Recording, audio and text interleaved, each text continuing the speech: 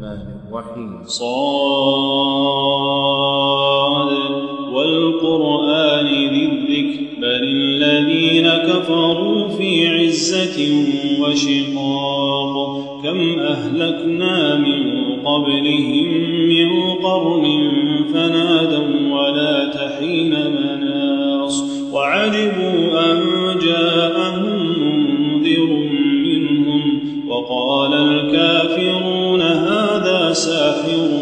كذاب أجعل الآلهة إلها واحدا إن هذا لشيء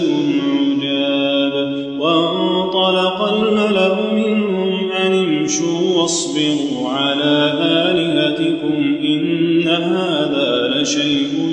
يراد ما سمعنا بهذا في الملة الآخرة إن هذا إلا اختلاق أأنزل عليه الذكر من بيننا بل هم في شك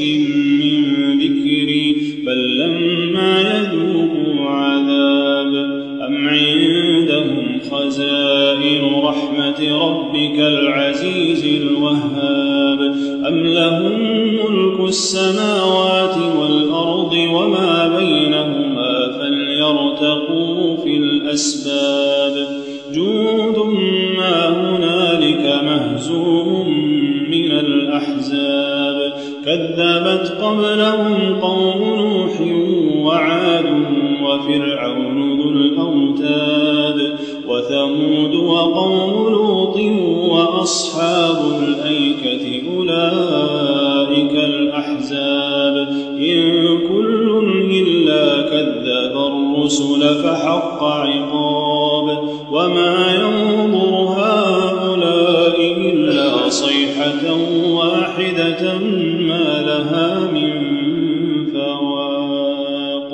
وقالوا ربنا عجل لنا قطنا قبل يوم الحساب اصبر على ما يقولون واذكر عبدنا داود ذا الأيد إنه أواب إنا سخرنا الجبال معه يسبحن بالعشي والإشراق والطير محشورة كل له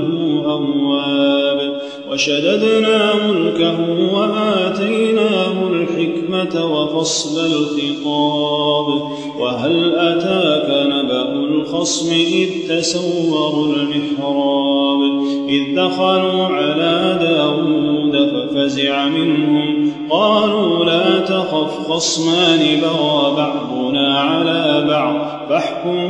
بيننا بالحق ولا تشطط واهدنا إلى سواء الصراط إن هذا أخي له 99 نعجة ولي نعجة واحدة فقال أكفلنيها وعزني في الخطاب قال لقد ظلمك بسؤال نعجتك إلى نعاجه وإن كثيرا من الخلطاء ليبغي بعضهم على بعض إلا الذين آمنوا وعملوا الصالحات وقليل ما هم وظن داود أنما فتناه فاستغفر ربه وخر راكعا وأناب فغفرنا له ذلك وإن له عندنا لزلفى وحسن مآب يا داود إنا جعلناك خليفة في الأرض فاحكم بين الناس بالحق ولا تتبع الهوى فيضلك عن سبيل الله إن الذين يضلون عن سبيل الله لهم عذاب شديد بما نسوا يوم الحساب وما خلقنا السماء والأرض وما بينهما باطلا ذلك ظن الذين كفروا فويل للذين كفروا من النار أم نجعل الذين آمنوا وعملوا الصالحات كالمفسدين في الأرض أم نجعل المتقين كالفجار كتاب أنزلناه إليك مبارك ليدبروا آياته وليتذكر أولو الألباب ووهبنا لداود سليمان نعم العبد إنه أواب إذ عرض عليه بالعشي الصافنات الجياد فقال إني أحببت حب الخير عن ذكر ربي حتى توارت بالحجاب ردوها علي فطفق مسحا بالسوق والأعناق ولقد فتنا سليمان وألقينا على كرسيه جسدا